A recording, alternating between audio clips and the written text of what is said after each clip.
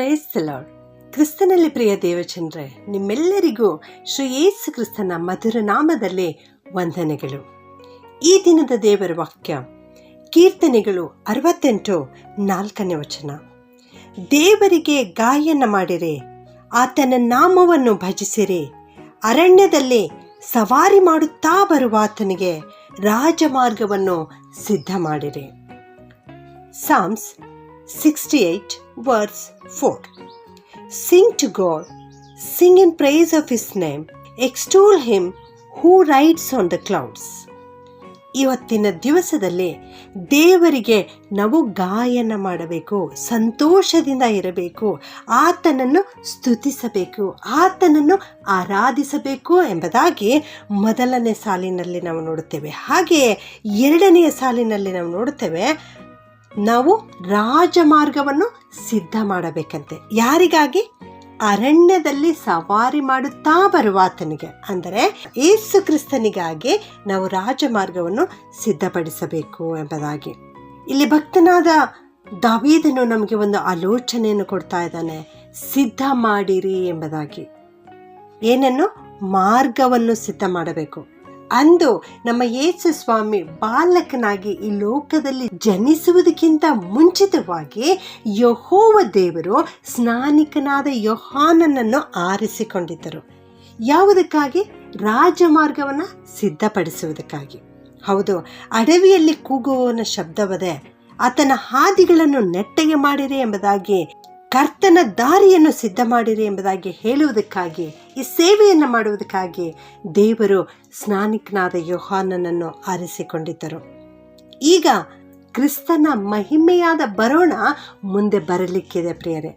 ಅದನ್ನು ನಾವು ತಿಳಿಸುವುದಕ್ಕಾಗಿ, ಆತನ ಬರೋಣಕ್ಕಾಗಿ ರಾಜಮಾರ್ಗವನ್ನು ಸಿದ್ಧ ಮಾಡುವುದಕ್ಕಾಗಿ ಅಂದು ದೇವರು ಯೋಹಾನನನ್ನು ಆರಿಸಿಕೊಂಡ ಹಾಗೆ ಇವತ್ತು ನನ್ನನ್ನು ನಿನ್ನನ್ನು ಆರಿಸಿಕೊಂಡಿದ್ದಾರೆ. ಇದನ್ನು ನಾವು ಜ್ಞಾಪಕದಲ್ಲಿ ಇಟ್ಟುಕೊಳ್ಳೋಣ. ಅರಣ್ಯದಲ್ಲಿ ಯೆಹೋವನ ದಾರಿಯನ್ನು ಸರಿಪಡಿಸಿರಿ. ಅಡವಿಯಲ್ಲಿ ನಮ್ಮ ದೇವರಿಗೆ ರಾಜಮಾರ್ಗವನ್ನು ನೆಟ್ಟಗೆ ಮಾಡಿರಿ. ಎಲ್ಲ ಹಳ್ಳ ಕೊಳ್ಳಗಳು ಮುಚ್ಚಲ್ಪಡುವವು, ಎಲ್ಲ ಬೆಟ್ಟ ಗುಡ್ಡಗಳು ತಗ್ಗಿಸಲ್ಪಡುವವು ಎಂಬುದಾಗಿ ಪ್ರವಾದಿಯಾದ ಯೆಶಾಯನು ಕೂಡ ತನ್ನ ಗ್ರಂಥದಲ್ಲಿ ಹೇಳುತ್ತಾನೆ. ಇಲ್ಲಿ ಮೊದಲನೆಯದಾಗಿ ನೋಡುತ್ತಾ ಇದ್ದೇವೆ, ಹಳ್ಳ ಕೊಳ್ಳಗಳು ಮುಚ್ಚಲ್ಪಡಲಿ ಎಂಬುದಾಗಿ. ರಾಜನು ಬರ್ತಾ ಇದ್ದಾನೆ, ರಸ್ತೆ ಸರಿಯಾಗಿ ಮಾಡಬೇಕಾಗಿದೆ. ಅಂದರೆ ಸಮತಟ್ಟಾದ ರಸ್ತೆ ಇರಬೇಕು. ಅದಕ್ಕಾಗಿ ಅಲ್ಲಿರ್ತಕ್ಕಂಥ ಹಳ್ಳ ಕೊಳ್ಳಗಳು ಮುಚ್ಚಲ್ಪಡಬೇಕು. ಅಂದರೆ ಇಲ್ಲಿ ಹಳ್ಳ ಕೊಳ್ಳಗಳು ಯಾವುವು? ನಿಜವಾಗ್ಲೂ ರಸ್ತೆಯ ಬಗ್ಗೆ ದೇವರು ಮಾತನಾಡ್ತಾ ಇದ್ದಾರೆ. ನಮ್ಮ ಜೀವಿತದ ಕುರಿತು ಪ್ರಿಯರೇ, ನಮ್ಮ ಜೀವಿತದಲ್ಲಿರುವ ಕೊರತೆಗಳನ್ನು ನೆನೆಸಿಕೊಂಡು ಅವುಗಳನ್ನೇ ಚಿಂತಿಸ್ತಾ ನಾವಿರಬಾರದು. ಅವುಗಳನ್ನು ಬಿಟ್ಟು ಹೊರ ಬರಬೇಕು ಎಂಬುದಾಗಿ ಇಲ್ಲಿ ದೇವರು ಹೇಳ್ತಾ ಇದ್ದಾರೆ. ಇಲ್ಲಿ ಚಿಂತೆ ಎನ್ನುವಂತಹ ಹಳ್ಳ ಕೊಳ್ಳಗಳು ಮುಚ್ಚಲ್ಪಡಬೇಕು.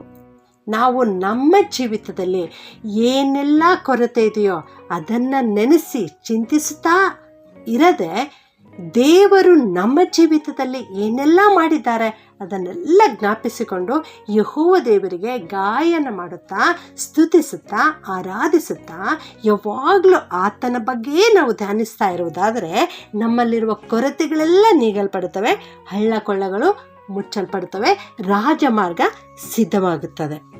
ಎರಡನೆಯದಾಗಿ ಬೆಟ್ಟ ಗುಡ್ಡಗಳು ತಗ್ಗಿಸಲ್ಪಡುವವು ಎಂಬುದಾಗಿ. ಇದರ ಅರ್ಥವೇನು? ಬೆಟ್ಟ ಗುಡ್ಡಗಳಂದರೆ ನಮ್ಮಲ್ಲಿರುವ ಗರ್ವ, ಅಹಂಕಾರ, ಹೆಮ್ಮೆ, ಅಹಂಭಾವ, ಇಂಥ ಗುಣಲಕ್ಷಣಗಳು ಇವು ನೀಗಿಸಲ್ಪಡಬೇಕು. ನಾವು ಸರಳ ಹೃದಯವುಳ್ಳವರಾಗಿರಬೇಕು.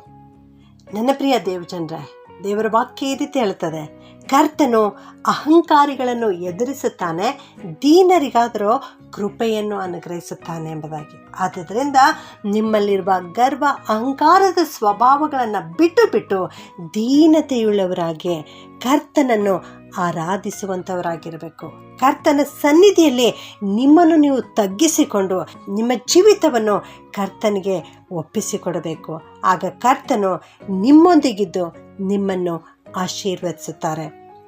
ಆಗ ನಿನ್ನ ಜೀವಿತವನ್ನು ಕರ್ತನಿಗಾಗಿ ಸರಿಪಡಿಸಿಕೊಳ್ಳುವುದು ಮಾತ್ರವಲ್ಲದೆ ನೀನು ಇತರರಿಗೆ ಕರ್ತನ ಮಾರ್ಗವನ್ನು, ಕರ್ತನ ಕುರಿತು ತಿಳಿಸಲಿಕ್ಕೆ ದೇವರು ನಿನ್ನನ್ನು ತನ್ನ ಸಾಧನವನ್ನಾಗಿ ಉಪಯೋಗಿಸಿಕೊಳ್ಳುತ್ತಾರೆ.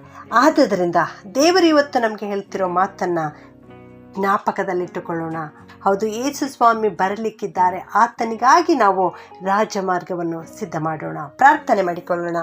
ಭೂಪರಲೋಕಗಳ ಒಡೆಯನಾಗಿರುವಂಥ ನಮ್ಮ ಪ್ರೀತಿಯ ತಂದೆಯಾದ ದೇವರೇ, ನಿಮಗೆ ಕೊಂಡಾಡುತ್ತೇವೆ ಸ್ವಾಮಿ. ನಿನ್ನನ್ನು ಆರಾಧಿಸುತ್ತೇವೆ. ನೀನೊಬ್ಬನೇ ದೇವರು, ನೀನೊಬ್ಬನೇ ಸೃಷ್ಟಿಕರ್ತನು. ಅದಕ್ಕಾಗಿ ನಿಮ್ಮನ್ನು ಕೊಂಡಾಡ್ತೇವೆ ಕರ್ತನೆ. ನಮ್ಮೆಲ್ಲರನ್ನು ನೀನು ಉಂಟು ಮಾಡಿದೆಯಾ ದೇವಾದಕ್ಕಾಗಿ ಸ್ತೋತ್ರಪ್ಪ. ಅಂದು ಸ್ನಾನಿಕನಾದ ಯೋಹಾನನು ನೀನು ಬಾಲಕನಾಗಿ ಈ ಲೋಕಕ್ಕೆ ಬರಲಿಕ್ಕಿರುವಾಗ ಎಲ್ಲ ಜನರಿಗೆ ರಾಜಮಾರ್ಗವನ್ನು ಸಿದ್ಧ ಮಾಡಿರಿ ಎಂಬುದಾಗಿ ಬೋಧನೆ ಮಾಡಿದ ಹಾಗೆ ದೇವರೇ, ನಾವು ಕೂಡ ನಮ್ಮಲ್ಲಿರುವ ಕೊರತೆಗಳನ್ನು ಕುರಿತು ಚಿಂತಿಸದೆ ಯಾವಾಗಲೂ ನಿನ್ನ ಬಗ್ಗೆಯೇ ಧ್ಯಾನಿಸುತ್ತಾ ನಿನಗೆ ಸ್ತುತಿ ಸ್ತೋತ್ರ ಸಲ್ಲಿಸುವಂಥವರಾಗಲಿಕ್ಕೆ ಸಹಾಯ ಮಾಡು. ನಮ್ಮಲ್ಲಿರುವ ಗರ್ವ ಅಹಂಕಾರದ ಸ್ವಭಾವಗಳನ್ನು ಬಿಟ್ಟುಬಿಟ್ಟವರಾಗಿ ದೀನರಾಗಿ ನಿನ್ನ ಪಾದದ ಸನ್ನಿಧಾನದಲ್ಲಿ ಸಮಯವನ್ನು ಕಳೆಯುವಂತೆ ನಮ್ಮನ್ನು ಆಶೀರ್ವಾದ ಮಾಡು ಕರ್ತನೆ. ನಮ್ಮೆಲ್ಲರನ್ನ ನಿನ್ನ ಕುರಿತು ಇತರರಿಗೆ ತಿಳಿಸುವುದಕ್ಕಾಗಿ ನಿನ್ನ ಸಾಧನವನ್ನಾಗಿ ಉಪಯೋಗಿಸಿಕೊ ಸ್ವಾಮಿ. ಈ ವಾಕ್ಯ ಕೇಳಿಸಿಕೊಳ್ಳುತ್ತಿರೋ ಪ್ರತಿಯೊಬ್ಬೊಬ್ಬರನ್ನು ಆಶೀರ್ವಾದ ಮಾಡು. ಅವರ ಕುಟುಂಬ ಮಕ್ಕಳೆಲ್ಲರನ್ನ ಆಶೀರ್ವಾದ ಮಾಡಿ ನಡೆಸಬೇಕಾಗಿ ಯೇಸುವಿನ ನಾಮದಲ್ಲಿ ಪ್ರಾರ್ಥಿಸಿ ಬೇಡುತ್ತೇನೆ ತಂದೆಯೇ. ಆಮೆನ್.